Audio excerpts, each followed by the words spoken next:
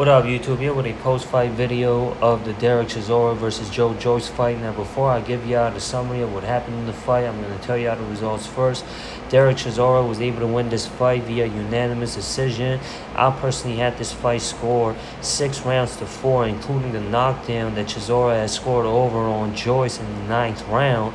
And Chisora won a hard-fought victory in this bout, and this wasn't the prettiest fight, technically speaking, and heading into this fight, there shouldn't have been any expectations for this fight to be technically sound because both fighters don't have a reputation of being the most fundamentally sound fighters when it comes to the technical side of things of the sport. And Chisora, now being 40 years old, and Chisora doesn't have a reputation of being the most durable and agile and athletic fighter. He's durable in the sense of his ability to be reserved and know how to preserve his shots and know when to throw, his punch placement and his ability to pick his shots. And that's what he's gained a reputation from. And as far as his durability goes, it's not for his stamina, but his ability to absorb shots, because Chisora is the type of fighter that takes to give. And he displayed that attribute in this fight. And Chisora, he is a very experienced veteran in heavyweight boxing. And Joyce, before he tasted his first defeat, he was known to be a prospect despite the fact that he is not that young. And that wasn't due to the fact that he was such a technically sound fighter. He displayed good attributes such as him having a good jab and his ability to finish his opponents and his size as well. And other than those attributes, his technical flaws were very heavily criticized as well when it came to him being stiff and him not being able to utilize his height and size advantage to work in his favor, and his durability and his chin as well. And his chin was exposed in his fight versus Zhang, where he was knocked out twice. And in Joyce's comeback fight after those two back-to-back defeats versus Zhang, he was able to knock out Cash Ali in the 10th and final round. And Joyce didn't look impressive in that bout either. That's why this was a proving ground of a fight for Joyce versus Chisora, who has made a name for himself and has been a household name, especially out there in the UK.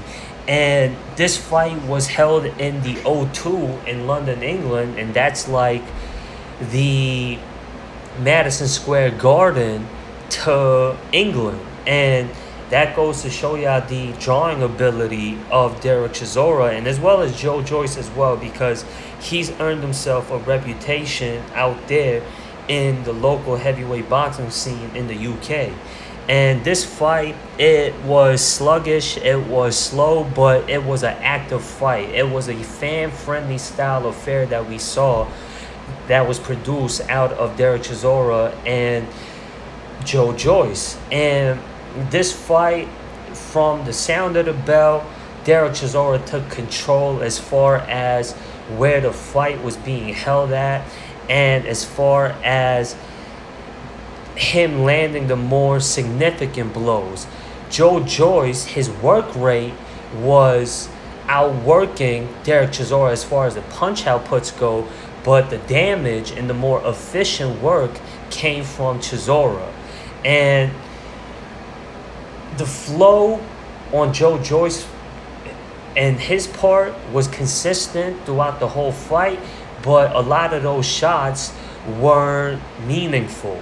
And the meaningful shots were coming from Derek Chisora. Derek Chisora was landing the more significant shots.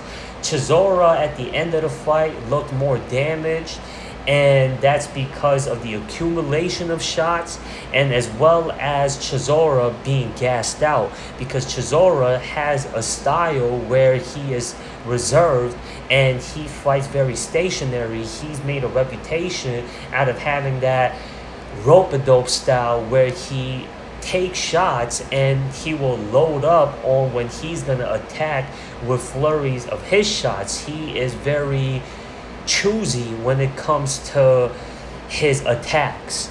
And Derek Chisora, he does a good job at fighting off his back. He is very stationary against the corner and against the ropes, and he's explosive with his attacks. And when he decides to attack, he attacks very maulily, and he is very good at closing that gap.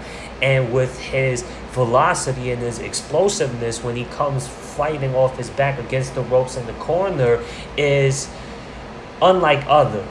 And he displayed that in this fight moment after moment, and he was able to knock down Joe Joyce in the 9th round when he caught Joe Joyce where Joe Joyce looked comfortable and he was cruising in control and he was having his way in the 9th round until Derek Chisora decided to load up. And with all that energy that he was saving while absorbing those shots, he loaded up on a vicious overhand right hand that caught Joe Joyce flush.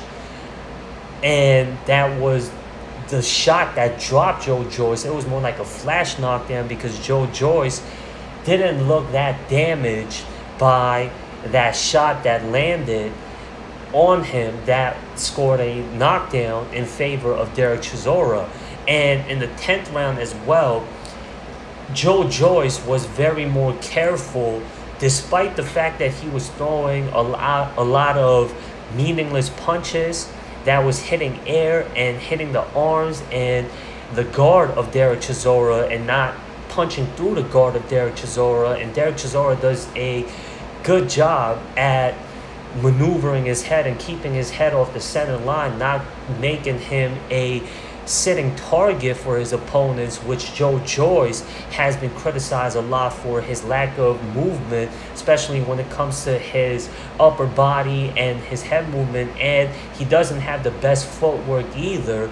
He tends to be a sitting target for his opponents, especially when Joe Joyce gets caught up in having his way, and Joe Joyce is solely focused on his work, and that's when Joe Joyce becomes a target, a sitting duck, because he doesn't do a good job at maneuvering with his foot and upper body, and his overall movement isn't the best. Hence why he is an easy target to get caught, especially to counter shots from his opponents. And Derek Chisora has made a reputation out of his ability to be able to catch his opponents with good counterattacks when they least expect it. And Joe Joyce, that's what I meant by saying that he is a stiff fighter. When he attacks or when he's on retreat mode, he is very stiff and doesn't have the agility and the mobility to not be open to counterattacks. And this was displayed in this fight on more than one occasions. And Joe Joyce doesn't have the best stamina either, and it showed in this fight because he gassed out towards the latter parts of the rounds. And Derek Chisora, towards the latter end, that's when he turned up more and wasn't fighting backpedaling. He was more brazen, he was more aggressive and more confident, and he was more confident at the fact that his power shots were more powerful and effective than Joe Joyce's shots.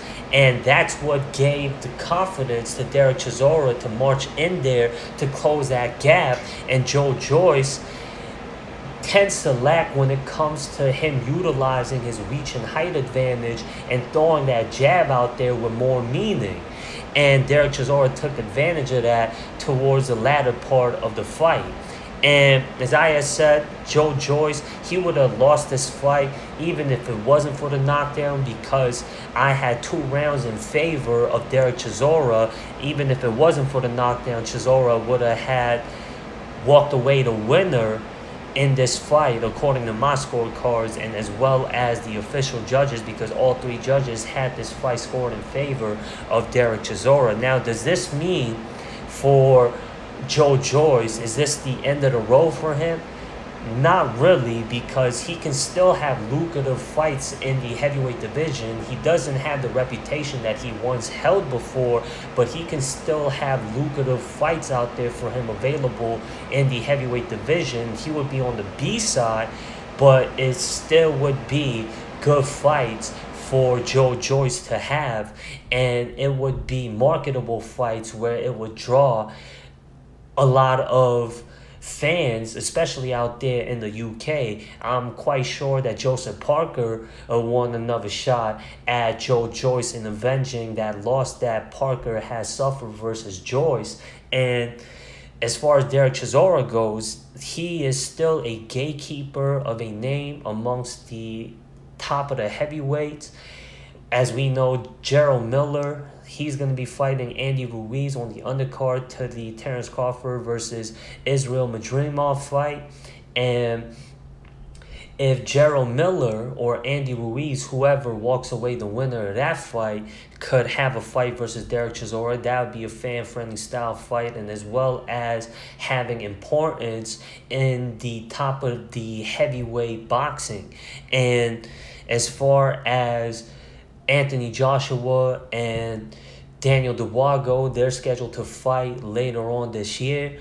And whoever wins that fight, Derek Chisora, I mean, at this point, Anthony Joshua and Daniel Dubois is a level ahead of Derek Chisora. I would say Zhilei Zhang, if he were to get in there with Derek Chisora, it would be a good proving ground of a fight for Zhilei Zhang, especially after his knockout win over Deontay Wilder and his 2 impressive back-to-back knockout wins over Joe Joyce. And he had a close decision loss fight versus Joseph Parker. If he doesn't get another fight versus Joseph Parker in a rematch, then I'd say a good test for Zhilei Zhang would be versus Derek Chisora, a gainy heavyweight veteran with a lot of experience. And if Zhang gets in there with Chisora and walks away the winner, which he would be highly favored to walk away the winner in that fight, if he's able to stop Derek Chisora, that would even be a better look on Zhilei Zhang.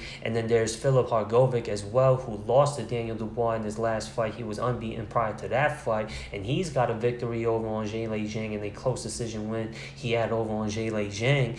If Hrgovic wants to make a triumphant comeback, a good test for him would be versus a fighter like a Derek Chisora. And then there's also Otto Wallin, Dillian White is in the mix as well. And the heavyweight boxing scene is still healthy, and as we know, there's only one champion in the heavyweight division right now, the current undisputed heavyweight champion after he got that impressive decision win over on Tyson Fury, that being Alexander Usyk. And I can confidently say Usyk's toughest fight in Usyk's professional unbeaten career was against Derek Chisora, and I had that fight scored a draw. And I'm not saying Chisora is in contention to have a shot at the undisputed heavyweight title, but if I were to say if Chisora was willing, then Chisora can, technically speaking, have a fair shot at the undisputed heavyweight title because of his performance versus Alexander Usyk in what was such a competitive close bout. And as far as Derek Chisora and his future goes, he looked very wore out after those 10 rounds. And a fighter like Zhilei Zhang fights 12 rounds Can Derek Chisora at this point in his career last a full 12-round fight if it were to go that distance? With the way he looked and how his stamina is at this point and where he's at in his age, highly unlikely. But if Chisora does decide to stick around and not retire, I say him going a full 12 rounds in the future, it wouldn't be the best health-wise speaking for Derek Chisora with where he's at currently. And as far as Zhilei Zhang goes, if he wants to prove that he's fundamentally sound, he could drag the fight out to go a full 12 rounds if they agree upon a full 12-round fight instead of it having a 10-round fight. Or Zhang could knock him out, and Zhang has made a reputation out of being a slugger, a power puncher with devastating knockout power. And if he wants to keep that reputation going on, then he's going to want to get an opponent like Derek Chisora who's credible and knock him out as well to keep that momentum going. Other than that, I say that's the most ideal next fight for Derek Chisora. If he doesn't want to fight a journeyman that doesn't have a reputation, it'll be more like an exhibition bout for Derek Chisora if he was to put that fight out there. But if he wants to go for more of a lucrative fight, then it'll be versus a name like a Zhilei Zhang. And as far as Joyce goes, all the heavyweights that I had named out there, he could have a fight against any of those names next. And if he wants to be on the A side of things, which is going to be very unlikely after his performance versus Derek Chisora, despite the fact that it was a close bout, he still has ticket selling abilities out there in the UK. So if he fights a journeyman, it's gonna be for him to gain more wins before he fights a fighter that is steps ahead of him. And that would be a momentum setter for a fighter like Joyce at the current stage where he's at right now. And if he's gonna fight a fighter that I had named, which he would be on the B side of, he's gonna want to prepare very focusedly and very thoroughly to prepare to fight any of those fighters. And if you're looking out for the best of Joyce, and if you're on his camp, you're going to want to suggest he fight a journeyman or two before he fights any of those guys. And those are my post-fight thoughts. And if y'all like this video, y'all could share this video if y'all want. And if y'all like this content, if y'all want more, subscribe to this channel if y'all want. And hit the links in the description to show y'all support for this channel. Anything will be appreciated. And that does it for this video. I'm out, y'all. Be good and peace.